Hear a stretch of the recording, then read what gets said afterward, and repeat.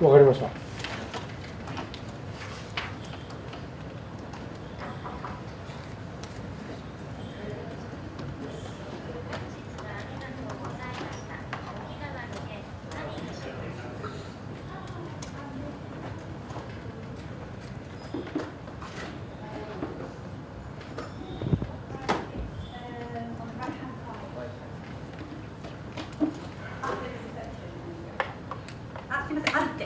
ある。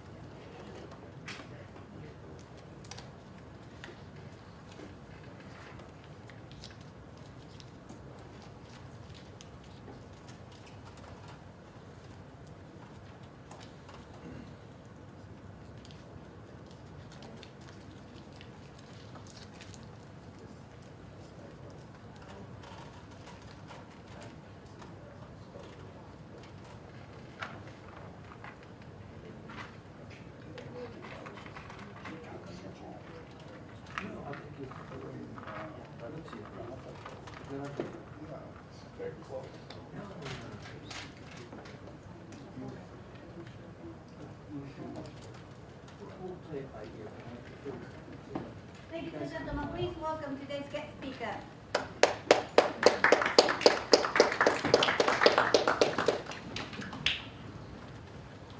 写真撮る方いらっしゃったらどうぞ前にお座りください。Would you mind if our photographers take your photo? なるほど。 Thank you. なるほど。ちょっと待ってください。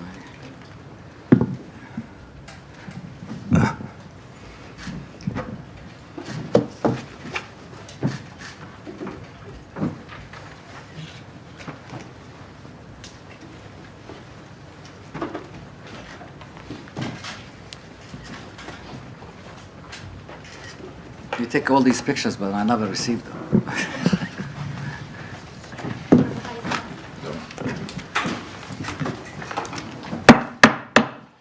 Good afternoon, ladies and gentlemen, here in the room and online. Thank you very much for coming to attend our event today. My name is Khaldoun Azhari. I'm the first vice president of this club and member of PAC Professional Activities Committee who organized this press conference. Our guest speaker today, Ambassador Walid Siam, Ambassador of the Permanent Mission of Palestine in Japan, is a return speaker. He came here a few times and talked about the issues. And since that issues in Palestine still going on and wars are still going on, supported by many countries indirectly, we have now a lot of events going on there, including the latest ceasefire. We had so many ceasefires in the area. I think we have world record in ceasefires in the history of mankind in the Middle East. And we hope we reach lastly one final ceasefire and everybody lives in peace. We don't know if this is possible or not in the next coming years or centuries. That's why we have here our ambassador friend Walid Siam to tell us about what's next for the situation in that area. Without further ado, ladies and gentlemen, I would like to start the event. Please. Shukran. Thank you, Khaldoon. Thank you for the introduction. Well, good afternoon, ladies and gentlemen. Thank you for inviting me today. I don't want to go into a debate on many matters, so I'll leave for the questions later on so I can answer them. I'll just give my statement, is that for 76 years, Palestinian people has endured displacement, oppression, and systematic denial of their rights. All under the watch of the international community, today I stand before you as a representative of my people who refuse to be erased. The recent ceasefire offers a brief and fragile after 15 months of relentless Israeli aggression that has devastated Gaza, killed tens of thousands, and displaced over 500,000 Palestinians. While the truce allows for prisoner exchange and the possible return of some displaced families, it does not erase the immense suffering caused by the Israeli bombardment and blockade. The humanitarian crisis remains catastrophic, with Palestinians in Gaza struggling to survive amid the destruction, shortages, and uncertain future. True peace cannot come without justice, an end to the occupation, the lifting of the siege, the recognition of the Palestinian rights. As international actors, including Japan, considering their role, their focus must be beyond temporary ceasefire and towards addressing the root cause of the conflict. Israel's ongoing military occupation, apartheid, and denial of self-determination, only then there be a real hope for just and lasting resolution. The Palestinian cabinet firmly condemns the Israeli Knesset for approval of the first reading of the bill that allows illegal settlers to register confiscated Palestinian land in the occupied West Bank. This is just a mere legal procedure. It's not a mere legal procedure. It is a direct step towards annexation, a blatant violation of international law, UN resolutions, the Oslo Accords. Israel is attempting to erase Palestinian sovereignty and expand its illegal colonial settlements under the false pretense of correcting historical injustices. We also strongly denounce Israel's suspension of UNRWA operation, a decision that places millions of Palestinian refugees at immediate risk in Jordan, in Syria, in Lebanon, in West Bank, in East Jerusalem, and in Gaza.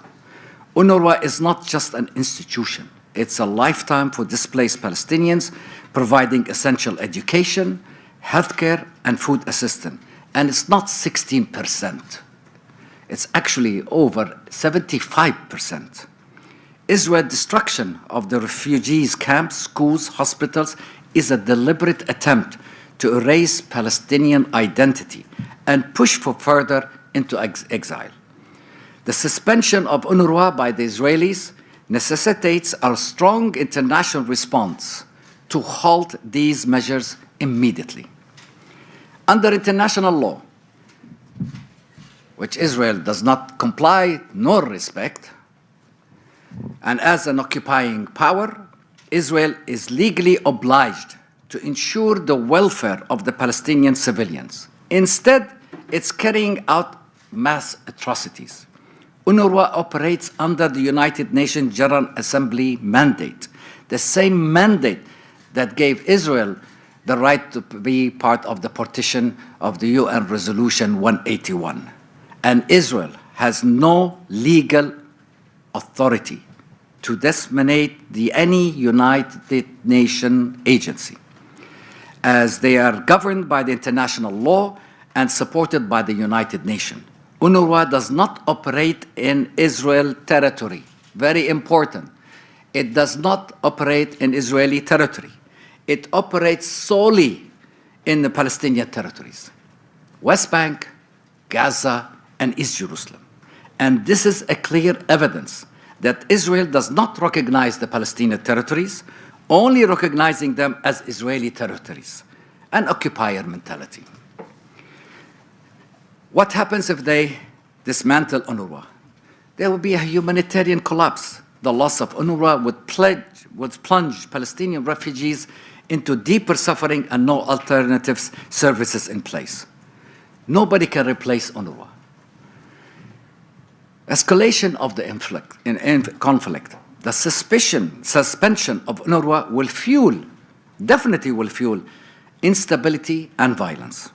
And also it's in violation of international law. Israel action do not absolutely absolve of its legal responsibility as an occupying power. Israel as an occupying power by international law has to protect Palestinian civilians, to protect who they occupy. Yet Israel does not do that.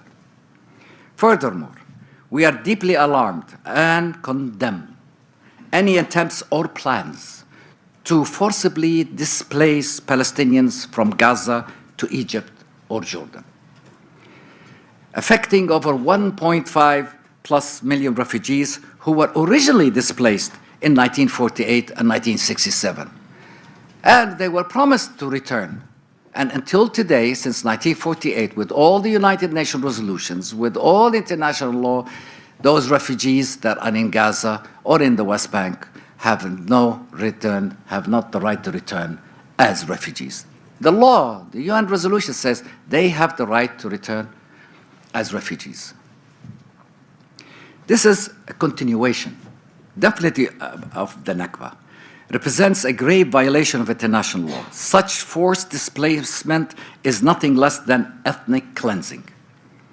Threatening the unity of Palestinian territories, we acknowledge the solidarity and supportive nations, including Egypt, Jordan, and warn the world that it will destabilize the entire region.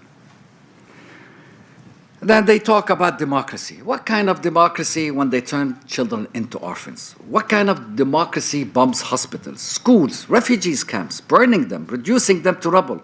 What kind of democracy demolishes churches, mosques, while claiming to uphold religious freedom?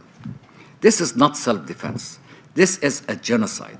The oppressors' accusations are nothing but baseless distractions meant to justify their war crimes. The truth is clear.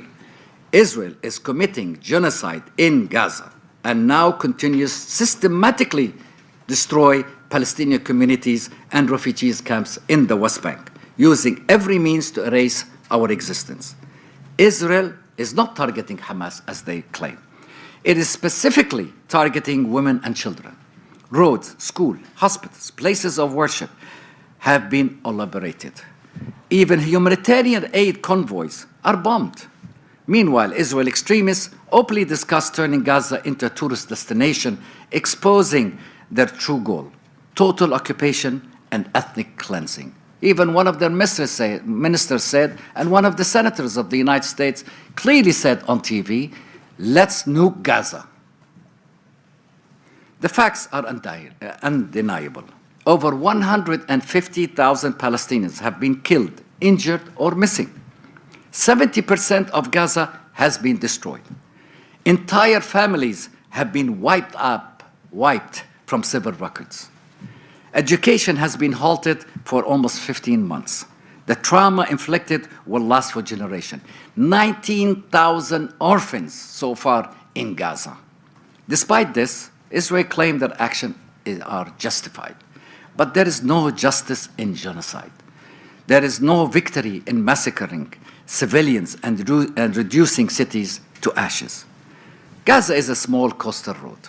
Originally, so everybody doesn't know that maybe, originally measured 550 square kilometers under the 1967 armistice line. But yet Israel, after occupying of 1967, occupied 185 kilometers, reducing the size of Gaza, and today it has reduced it more by occupying Gaza, the home of over 2 million Palestinians. More than 2/3 of them are refugees from 1948 and 1967. Gaza has been really a focal point of Israeli-Palestinian conflict. After democratic elections of 2006, Israel and its allies rejected the results, imposing a blockade on Gaza, suffocating its economy and restricting the movement of people, not only in the Gaza, but also in the West Bank and East Jerusalem. Israel's aggression against Gaza is not new. Major conflicts occurred: 2008, 2009, 2012, 2014, 2021.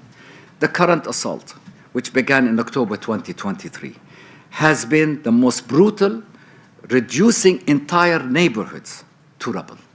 Israel forces to continue to desecrate Islamic Christian religious sites, systematically violating the right to practice religion. Most of the leaders go to the mosques in Jerusalem just to agitate the people. This is what we call a systematic ethnic cleansing. The Israeli ultra-radical Zionist government has made its intention clear. The destruction of Gaza by carpet bombing and cutting off food, water, medicine, supplies are part of a premeditated effort to push Palestinians out permanently. And we have seen many statements of Israeli leaders, including the Prime Minister, saying that the Palestinians should go to the Sinai Desert.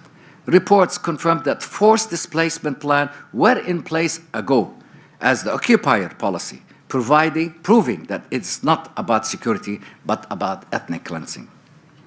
The international community must take immediate and decisive action to stop Israeli violation. We call on the United Nations to reaffirm its commitment to UNRWA and reject Israeli illegal interference. The European Union, Arab League, the international allies, to take concrete steps against Israeli settlement expansion and war crimes. The United States to end its unwavering support for Israel, violations of human rights and international law. And to those who believe that they can erase us, let me be clear. You will fail. You cannot bury the truth, and you cannot silence a people determined to survive. To the world we say, the mask of self-defense has shattered. The lies has been exposed. The time for accountability is now. Justice must be done now. Thank you. Thank you very much. Thank you. I would like to open the floor to Q&A. I start with Anthony. Please, Anthony, proceed to the front mic. I know where is. Thank you, Anthony, for taking care of that.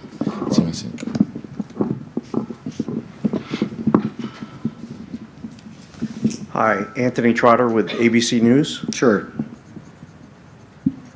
In this new landscape, Gaza is in ruins, Hamas is still around, the Assad regime, gone. What's Palestine's plan for governance, reconstruction, and recognition? What's the strategy moving forward when this war finally ends? Thank you. Thank you.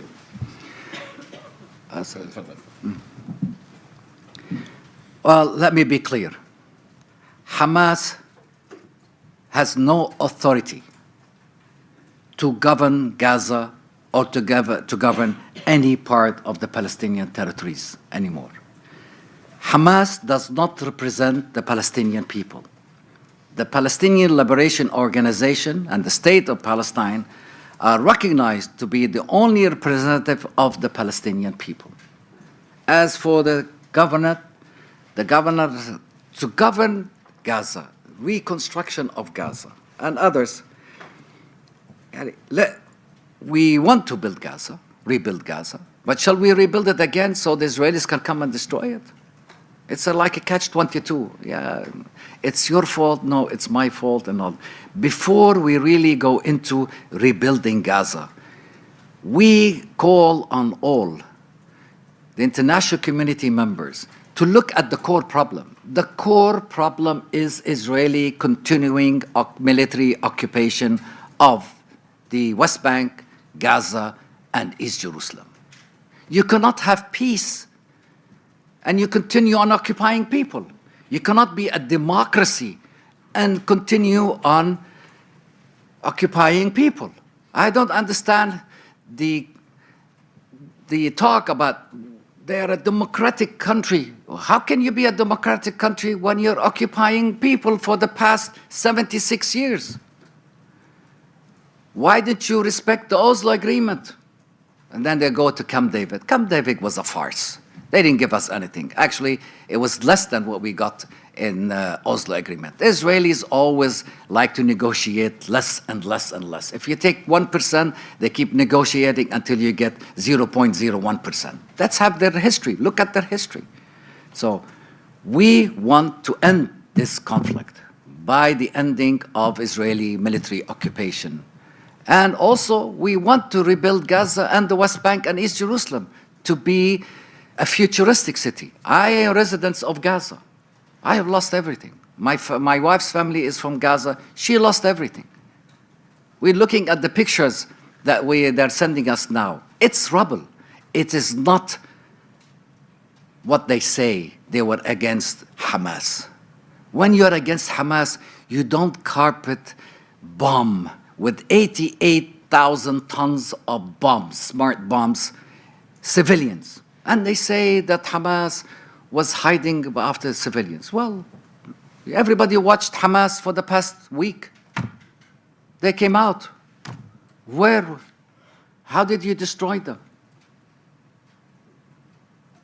To end this conflict is to end the occupation. People say, how can you have peace? There is no peace. Today, Palestine is in pieces. In the West Bank, over 700 checkpoints. Also in the West Bank, we have over 700,000 Israeli illegal colonists living in there. And today, also the Knesset gave them the right to register this land that they steal. You steal and you register it in your name. That's the people that want to have peace. When the Prime Minister or his Minister of Defense says, we are fighting human animals. When all the cabinet of the Israeli government cabinet, all of them, and I have statements, all of them, and I think everybody read them, but nobody really took them into, no, it is serious. Let's kill them. Let's finish them off. Let's nuke them. All of this, is this a sign that this Israeli government wants peace? No, it's not.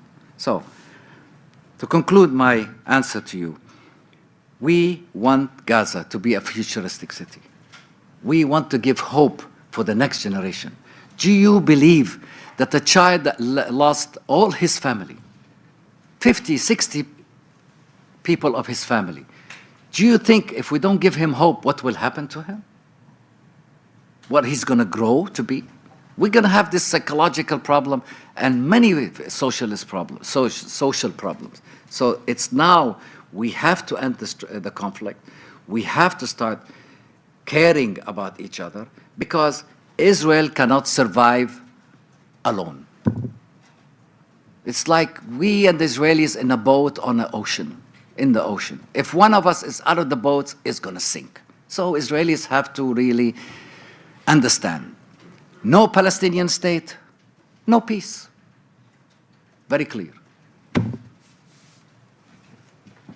Next question, please. Yes, Shimura-san.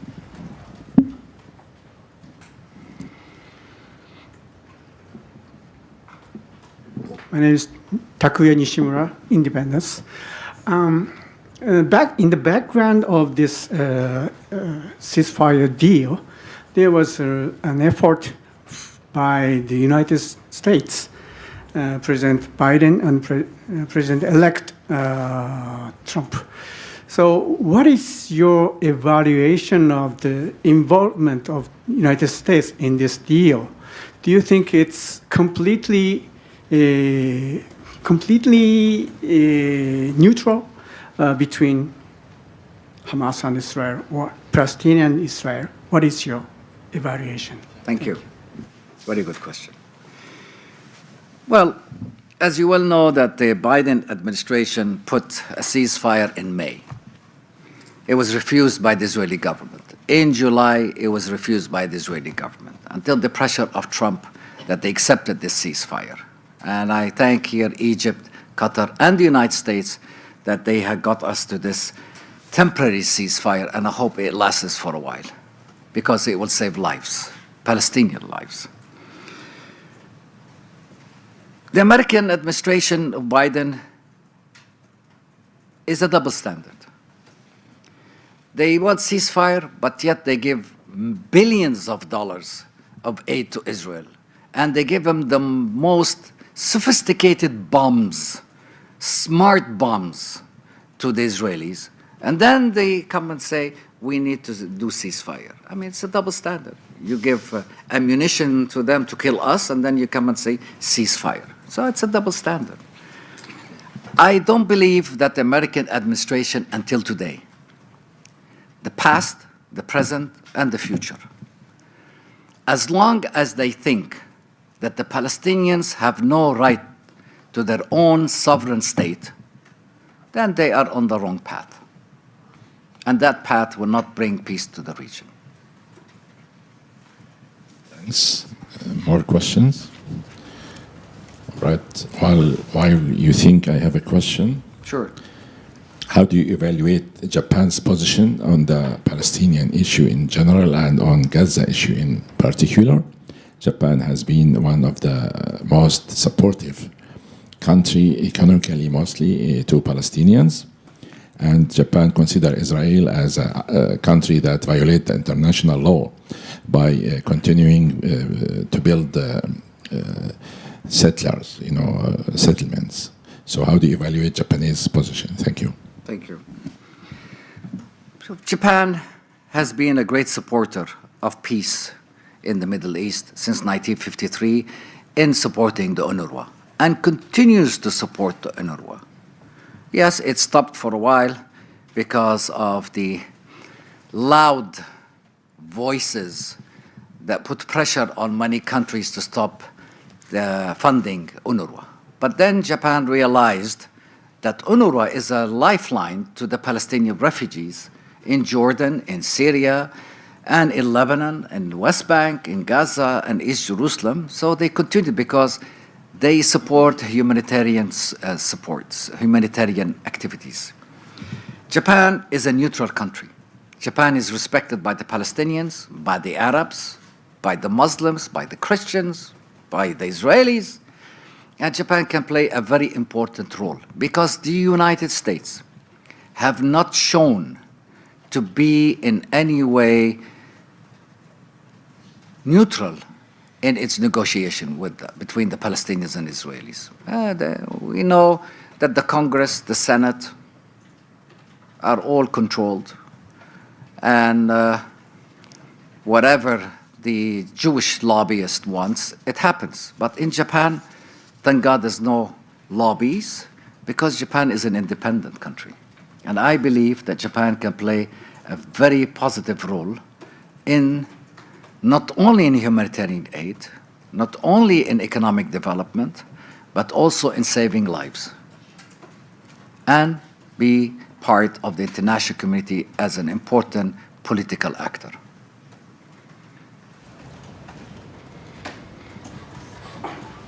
Next question.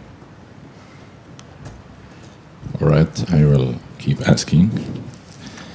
Do you think that Israel is the most dangerous place on earth for Jews to live in, given all the wars since it started, was established in the mid of the last century until now? It's been involved in wars and whatever violence, and that I read that actually in many comments. It's not my own. I don't know in terms of statistics. But do you think Israel is a very dangerous place for the Jews to live in, and it should seriously reconsider its policies? Thank you. Well, the Arab countries were a safe haven for the Jews that were forced out of Europe because what happened in Europe. They were welcomed in Iraq, in Lebanon, Syria, Morocco, Algeria, Tunisia, all of these Arab countries. And then they were forced to leave the Arab countries because the Zionist movement, and I think many Israelis, many historians has written that the bombing and the killing of Jews were done by those terrorist Zionist groups to force the Jews to go to Israel. Jews are welcome in Palestine. Actually, my uncle, may he rest in peace, and she may rest in peace, was married to a Jew. We're living really happy with each other. I met many Jews in Jerusalem. They're still listening to Kulthum, Farid al-Atrash, Abd al-Halim Hafiz, which is the Egyptian singers. They still eat the hummus, fool, falafel, Palestinian food, and they lived in peace. But until this virus that came, the radicalism in Israel, the Zionism radicalism came to Israel, it's when the problem started. I think if they get rid of that virus, then I think Palestinians and Jews can live in peace. Because we have nothing against Jews. Because in our constitution, which I don't think Israelis have constitution, in our constitution, it clearly says the following: where Jew, Christians, and Muslim can live equally in Palestine.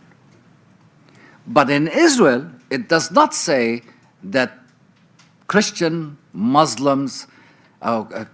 and Muslims, Arabs have the same right of Jews. And that's why the discrimination. And that's why it's not a democratic country. And that's why they don't have the constitution. So I think the most dangerous place for Jews right now is Israel itself, because they are paying the price of the radicalism of the virus of Zionism. Thank you. Yes, Martina. Give me a tough question. I'm not sure if it's such a tough question. So I wanted to ask about introduce yourself. Oh, sorry. Martina Jeffcoat, independent as well. I wanted to ask about the allegation of ceasefire violations committed by Hamas, and on the other hand, also what has already been, of course, made public, ceasefire violations committed by Israel and their armies. And if you can speak on that, and also to what kind of likelihood there is that the ceasefire that is currently somewhat in place will actually persist and lead to a cessation, essentially, of the genocide. Thank you very much. Thank you.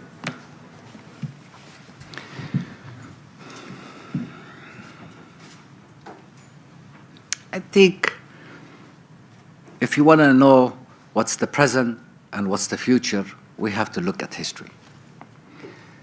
Israel has never respected any agreement it signed, neither with Jordan, neither with Egypt, neither with the Palestinians. So now, I do believe that this ceasefire, a forced ceasefire on the ultra-right-wing government of Israel, headed by what the ICC said is a war criminal, they have a plan. Maybe after they get all the prisoners out, they will continue attacking Gaza. You never know, because now they moved the war from Gaza to the West Bank, and they're only targeting Palestinian camps. Why? Because the camps are the signs of the Palestinian right to return. If they destroy the camps and destroy UNRWA also, that means then there's no rights of the Palestinians, of refugees, Palestinian refugees to return. So in this ceasefire, I hope it continues, but I doubt it, unfortunately. But for the Palestinians right now, they're taking a deep breath of relief. Yes, they went back to the north. They saw the complete destruction. They have no homes, nothing, no water, no homes, and nothing. The 600 trucks that were supposed to go in as agreed in the ceasefire, no 600 trucks are going in on a daily basis. Israel is always putting obstacles to these trucks, maybe 200 to 300 trucks.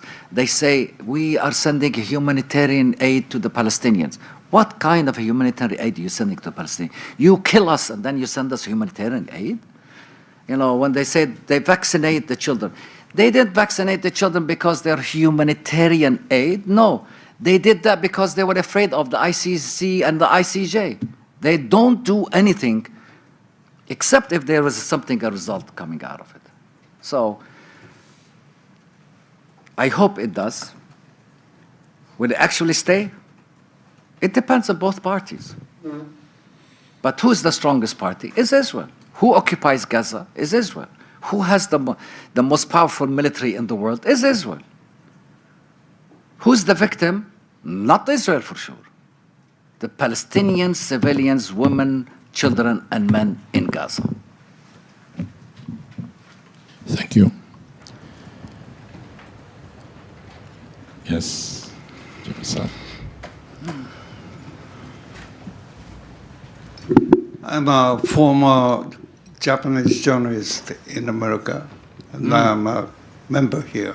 Sure. My question is, have you ever presented this at the upper house or lower house of our Congress, Japanese Congress? Thank you for your question.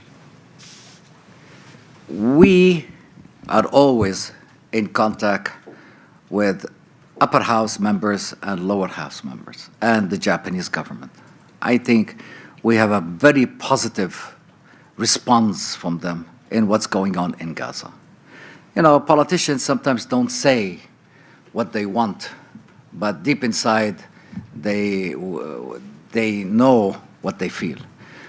What the world, not only upper house and lower house, what the Japanese saw, what the world saw, for the past 471 days on the social media, the atrocities that happened in Gaza, the children that were burned, the women that were killed, the destruction of the whole communities, the schools, the hospitals, and they claim the hospitals there were terrorists in it, and the school, okay, if there's one hospital, why do you destroy 17 hospitals?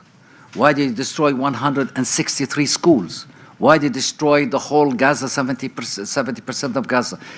Seeing these atrocities has connected people to really of the humanity, and they saw what Israel is really committing of atrocities in the Gaza.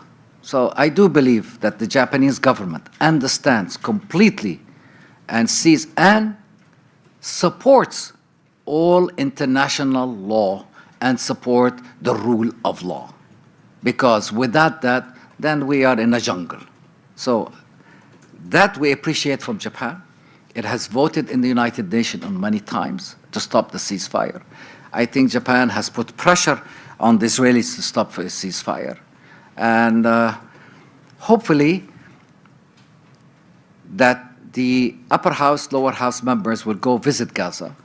And I hope I challenge all media. Go to Gaza. Israelis will not allow you today to go to Gaza. They allow you to go with their military because they say it's not safe. It's safe. I challenge you, go to Gaza and write about what you see. Because what you're going to see is more than what you have seen on social media. For Japan is a very important. Prior to the armistice announcement or? Prior to this announcement? Yes, of course, yes. Since the beginning of the war. Yeah. Thanks. For the record, Takahashi-san, his name, so Mr. Takahashi, one of loyal members of the club. I have a question online from Fred Vargas. He's asking, what is the status of Hamas in Gaza now in terms of governing the area and its relationship with the ordinary people of Gaza? And what is your personal view of Hamas? That's the first question.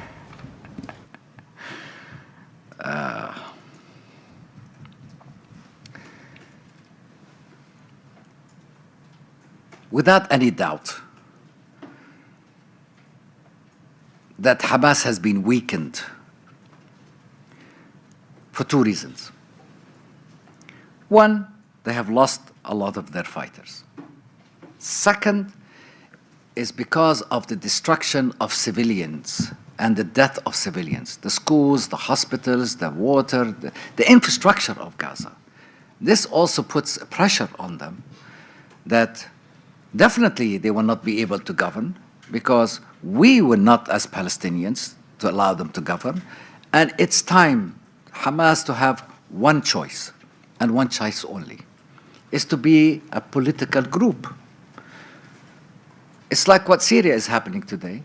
The new government with the new president has announced that all the previous military people, after they go through a special procedures, they can join one united army, one united security apparatus. And I think we should not forget that Hamas is not coming from the moon or from the Mars. Hamas is part of the Palestinian society.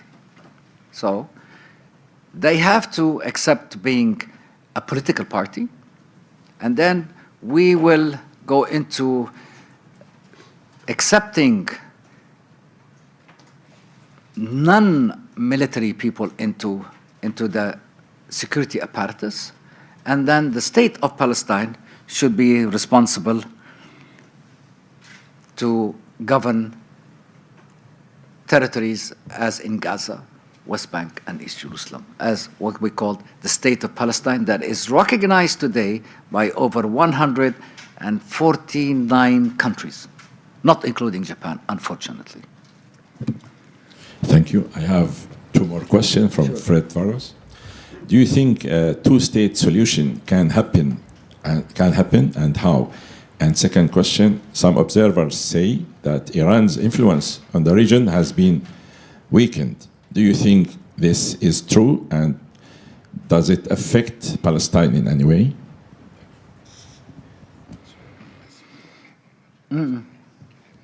Sure.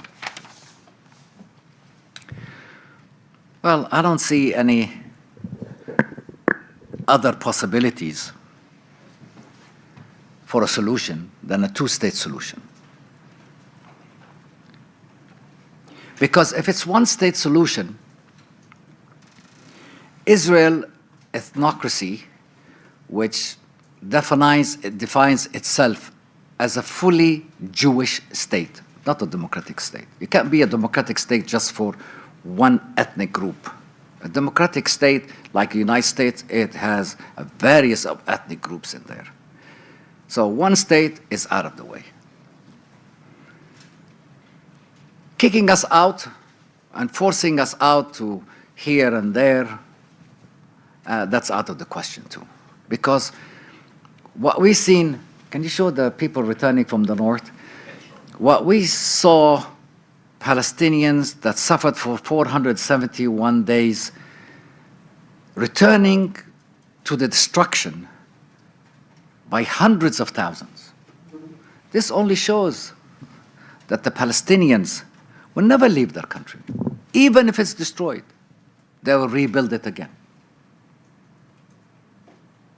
Palestinians this time is rooted in their land, and they will continue to be rooted in their land. So a two-state solution is the only way, which is a 2-4-2, Israel withdrawal to 1967 borders with East Jerusalem, and they have West Jerusalem, and two-state solution. And if they want to build a wall, instead of building it on our territories, the 700-kilometer wall that has eaten up more of our land in the territories in the West Bank,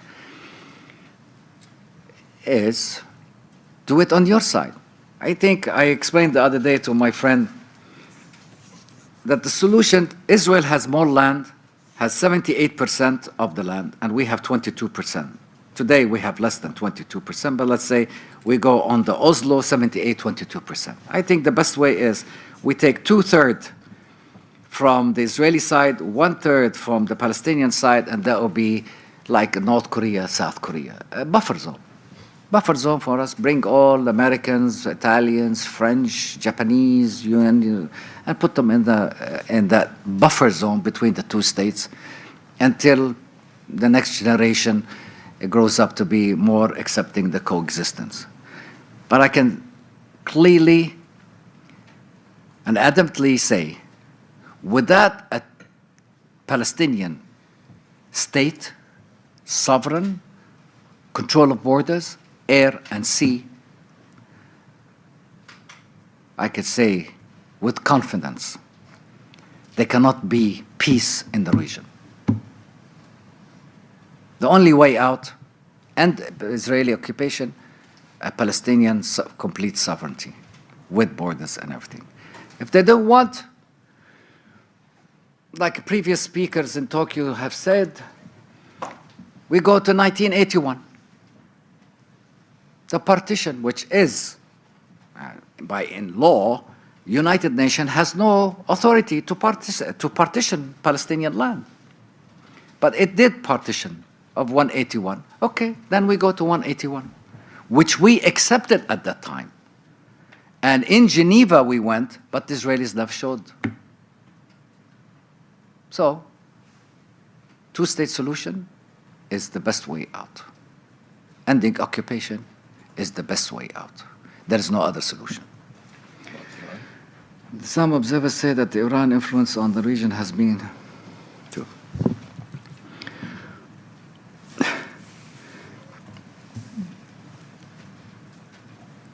I believe and I call on all countries that they state they want to liberate Palestine, to liberate Al-Aqsa, to liberate the churches, to liberate the Palestinians. Leave us alone. We can do it on our own. We don't need your help.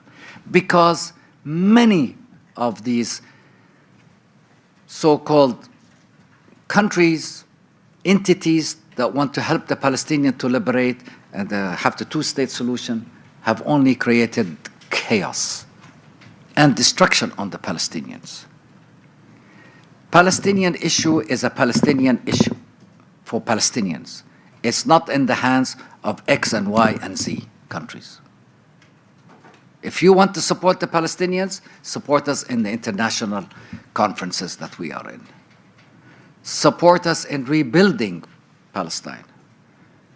We don't want weapons. We don't want money. We don't want aid. Teach us, don't feed us. And I think we Palestinians are very well educated and well comfortable with ourselves to rebuild as we have rebuilt other countries in the past. We have doctors, we have people in NASA, we have people in Congress, we have people everywhere. So the Palestinians are always taught of life, not death. So, again, take your hands off Palestine. Leave the Palestinians alone. Whoever observers, they want to come and liberate Palestine. If they want to liberate it, send their armies. Send the tanks, send the airplanes. But talk. Thank you very much. Enough is enough. Thank you. We still have time for more questions if you like. Yes, please.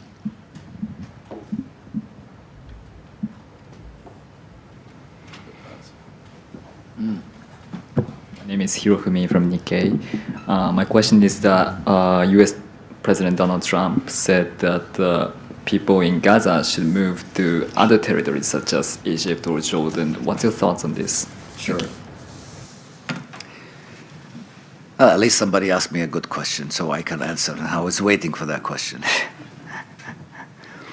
Well, Trump approach to reshaping the Middle East while overlooking our inalienable rights, Palestinian rights, for a sovereign state and based on 1967 borders. First, it violates international law. I keep saying international law, but unfortunately, and people that talk about international law, do not comply with international law. But anyway, And we must not really permit a single individual to undermine the rule of law, as if it's his directives are the only ones that matter. No one really holds divine authority on earth. And he certainly, and they certainly, do not represent such a power. You know, I always like to quote Einstein when they asked him about define insanity. He said, doing the same thing over and over again and expecting the different results. They're still doing the same thing over and over and over. 4 years ago, 5 years ago, he declared Jerusalem as the internal capital of occupying Israel, occupation Israel. And the world said no. At the United Nations, including Japan, voted no, will not accept it, because it's against international law. Palestine and Palestinians are not piece of a pawn in a game that you can move them. Yeah, today we give them Jerusalem, tomorrow we give them West Bank, then we take 2 million to Egypt and Jordan, and then Indonesia and all that, and all. Jesus Christ. If you have a problem with that, take whoever you love and put them in America. America is huge. Arizona is big. California is big. Colorado is big. Texas is big. But leave the Palestinians alone. Again, let me emphasize and reiterate, we Palestinians are not going nowhere. Whatever he does, whatever they say, you know, on this and that, if he does not come with a comprehensive peace plan that is just for the Palestinians, and I don't think it's acceptable by any Palestinians. It's just a hasty, political, naive statements that we have heard. I don't understand how they can imagine of moving 2 million Palestinians out of their land, uprooting them, and putting them in other countries. Hello? Palestine is for Palestinians. And we will continue to be there. You think the Palestinians would like to go? Of course not. I don't think. The picture I showed you, that people are returning to north. And the people that stayed in Gaza during the war. The Americans tried to make what they call a sea bridge so they can get people out. They were offered visas. They were offered to go to these countries here and there. A few left. Yeah, but they're coming back. They will not leave. Those people that lost everything, do you think they're going to go? No, they're going to come. They're going to stay. They're going to build. And they're going to show the world that they are resilient. Palestinians are resilient. No, the only power that can really move those Palestinians is a divine power. Only God. Other than that, dream on. Thank you. More question? Yes, please.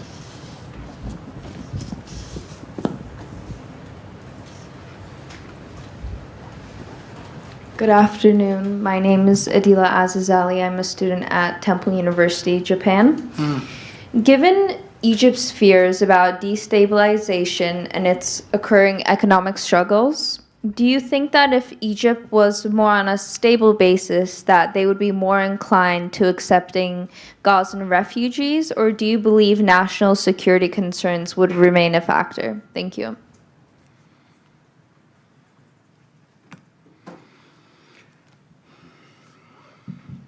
I'm really surprised of your question, because it seems to me that the Palestinians are the problem in Gaza, and that Egypt will accept them or not accept them because of the economy in Egypt, not in Egypt.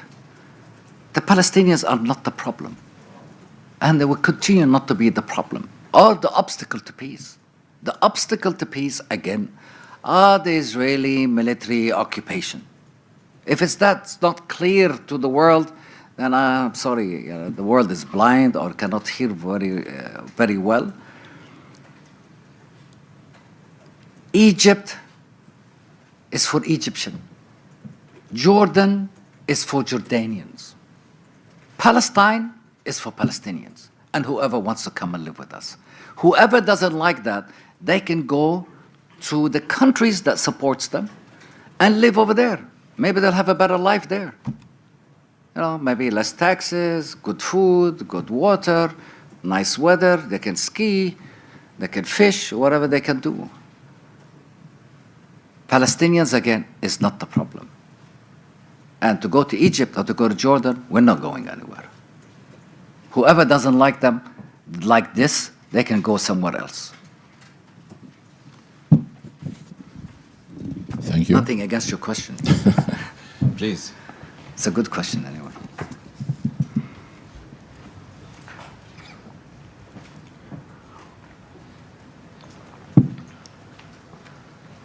Thanks for your speech. I'm Takeda from GG Press, Japanese news agency. You told that Hamas has just one way to be a political actor as a part of Palestinian society. But Israeli ambassador to Japan, Mr. Cohen, speech prior to you, concerned that Hamas's ideology to eliminate Israel. What do you think about it?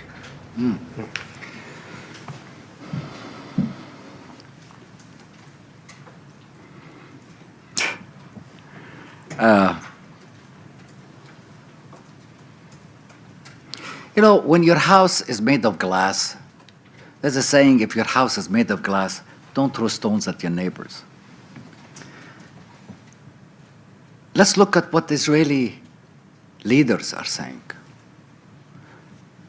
Let's nuke Gaza. Let's kill their children. Let's burn them. Let's exterminate them. Let's force them out. Let's do this. Let's do that. So many, not from 1948 until today. There are voices in Israel that are peaceful. And we extend our hand to those people that want peace because we want peace. But we want Palestine in peace, not in pieces. So this statements, derogatory statements that Hamas wants to destroy Israel, but Israel doesn't want to destroy the Palestinians. So it's a two-way road. But Hamas leader Ahmed Yassin, a crippled leader, in a wheelchair, that doesn't hear good, that doesn't talk well, very sick, announced, he was the leader of Hamas, announced that he will accept a two-state solution, 1967 with East Jerusalem. What happened to him? Israel assassinated him with 2 rockets coming out in the mosque in the early prayer in the morning. What does that show? Rantisi, another leader of Hamas, that called for a two-state solution, was assassinated. Haniya called for a two-state solution. He was assassinated. The leader in Lebanon called, Hamas leader in Lebanon called for a two-state solution. He was also assassinated. Every leader of Hamas that calls out and say, we accept two-state solution, he's assassinated. Go look at the history. And don't believe me, it's there. But for them, they killed the terrorist. But look at the statements before he was assassinated. And then you can see they assassinate anybody that wants to accept a two-state solution. Because as long as Israel can claim that those groups that wants to destroy Israel, there is no solution to the peace. There's no two-state solution. And as long as Israel government, this radical government, continues on war on Gaza, on the West Bank, it's safe. Because the minute this war stops in Gaza or in West Bank, what happens? First, the Israeli government will fall. Second, the Prime Minister of Israel will be arrested on corruption because he has so many corruption in Israel. Third, he has an international ICC warrant of arrest for war crimes.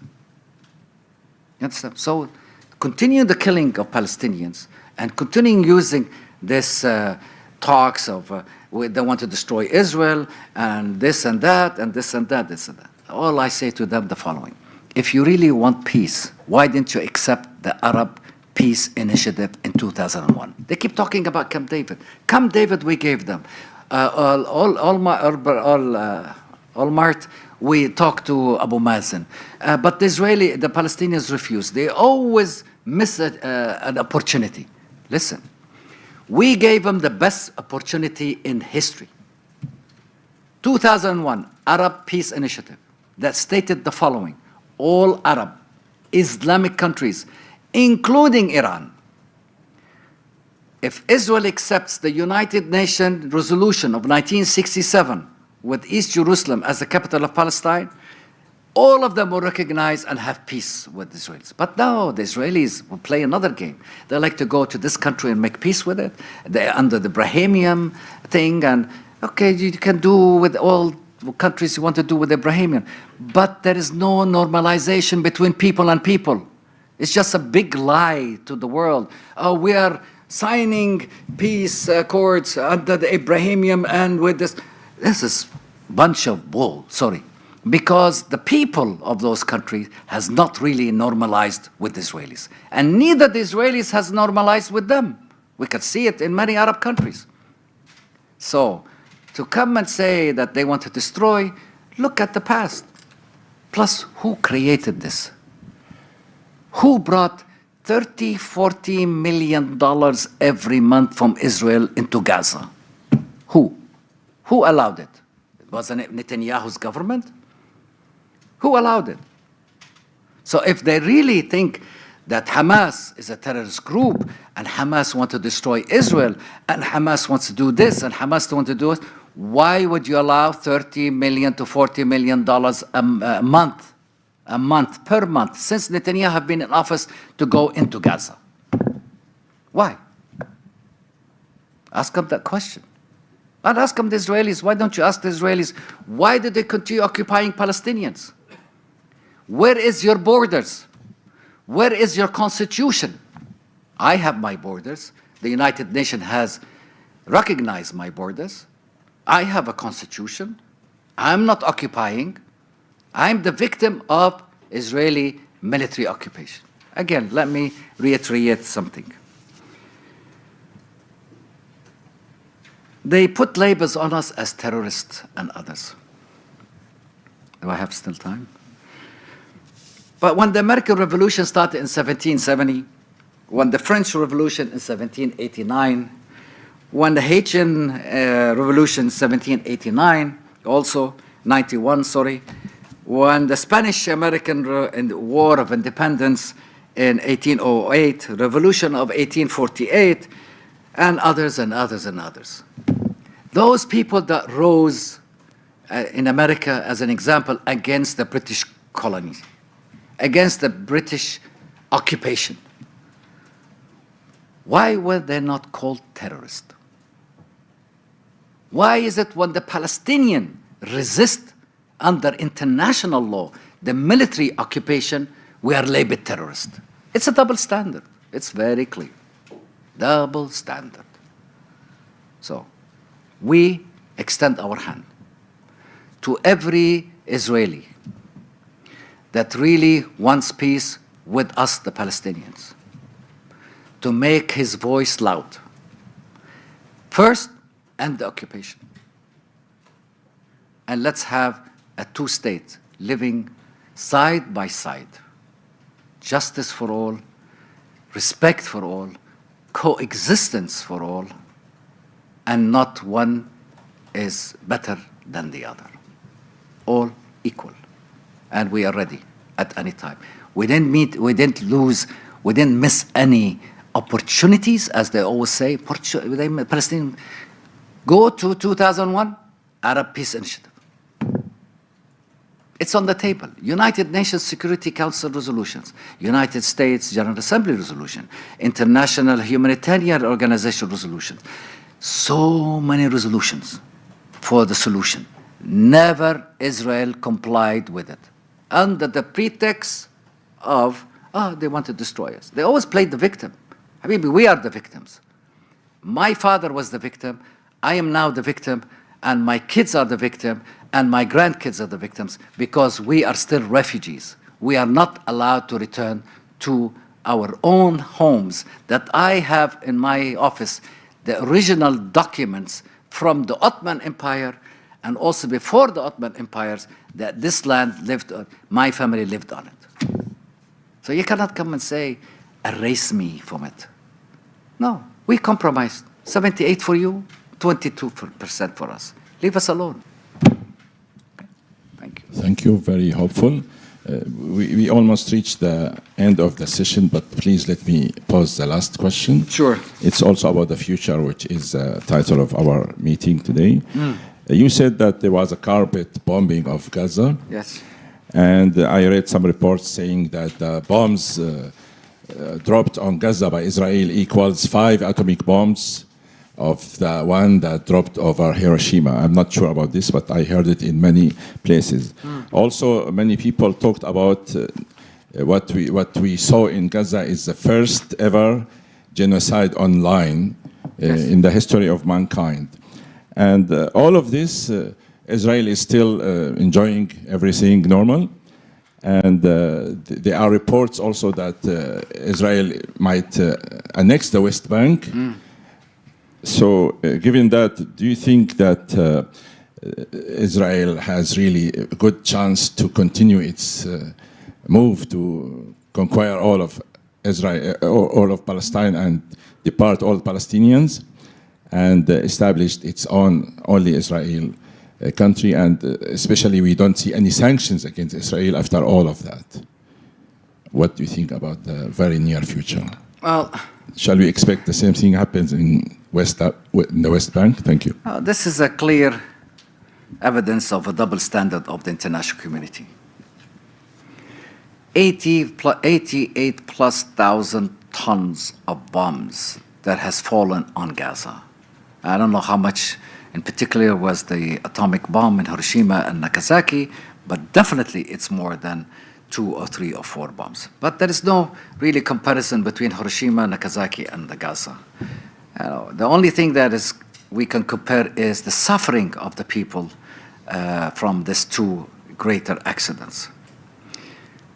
With all this, genocide online, ICC, ICJ, International Committee, and I'm very surprised when they said, when the ICC came out said, the Prime Minister and the former Defense Minister is under arrest for war crimes.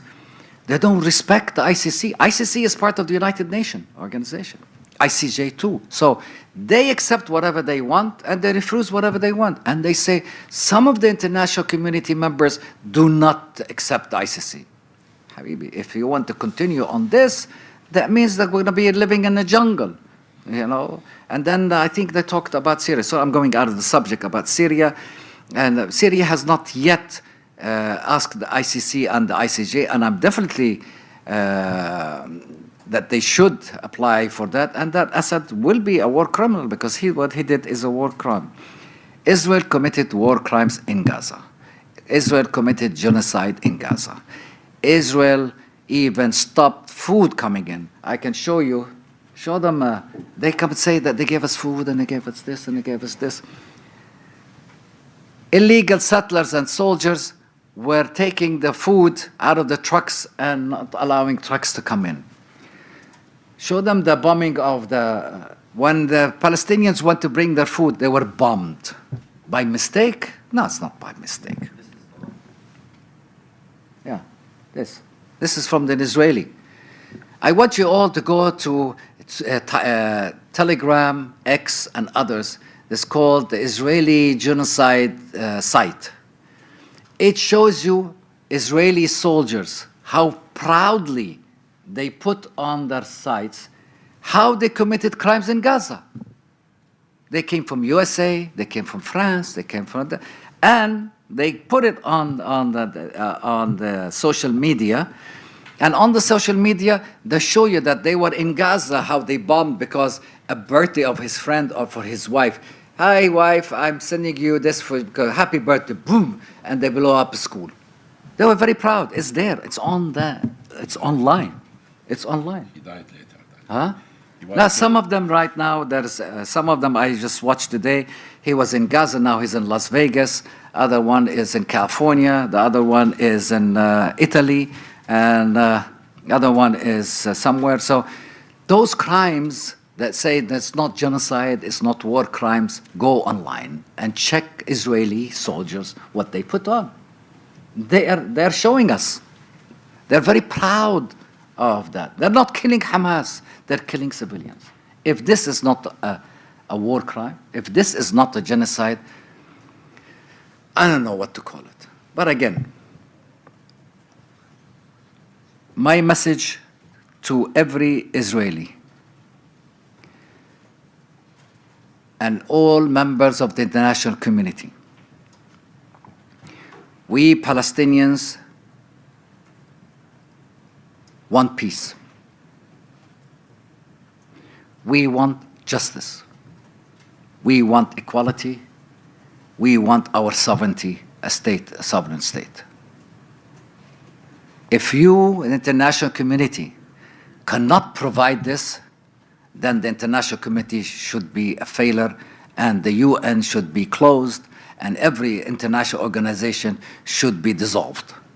And let's live in a jungle where there is no rule of law. But you cannot accept the rule of law on some and choose not to on some. Be a selective on it. The rule of law on all. We want peace. We're fatigued of the war crimes. We're fatigued of the genocide. We're fatigued of the occupation. 30 children, less than 17 years old, even one is 13 years old, has been arrested by the Israelis as a prisoner for the past 2 years. Like underage. In any international law, you cannot jail children under the age. But in Israel, it's okay because they are protecting themselves. So it's a double standard. Peace is the only way out. Ending occupation is the only way out. Palestinians should be the only people to decide on their future, on their leadership, and to be the only authority on all Palestinian territories, including East Jerusalem, West Bank, and Gaza, and to end all illegal colonies in Gaza that's going on now and in the West Bank. Thank you very much. Thank you very much. This wraps up our event today. I appreciate your insights and I hope your message of peace become true, at least within a year, and then you can come back to the club and talk about it. And for that, I would like to give you 1 year honorary membership to our press club. Thank you very much. You are basically almost a member, many years, and please enjoy our club and membership. Thank you very much. Thank you all. Thank you very much for attending and have a nice evening. Thank you for your questions. Thank you. Thank you.